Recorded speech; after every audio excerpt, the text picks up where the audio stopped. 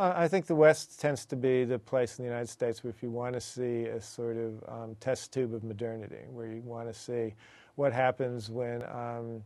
not small-scale societies, but large-scale capitalist societies move into an environment where they have not existed before, and you want to see environmental change, you want to see social change, you want to see economic change, you want to see the play of ideas, the movement of people, the movement of goods. I know no better place to look than the West.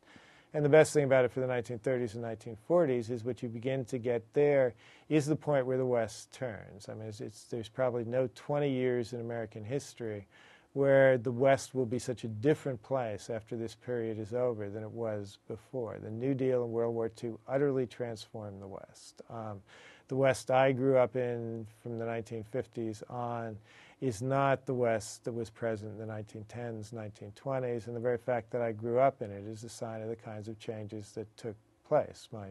My father comes into the West because he was stationed here briefly during World War II, and he and my mother loved it. When they had a chance to come back, when he's working for aircraft companies, they jump at the chance to go to Los Angeles. The West that they come to is vital, growing, it's full of federal investment, and it's full of all kinds of people who in fact had first seen it during the 1930s and 40s, and then the 50s, 60s, and 70s will begin to flow back in. So the West is utterly transformed by this period, and again, I'd say it's the most critical period in Western history, with the possible exception of the acquisition of the area by the United States to begin with.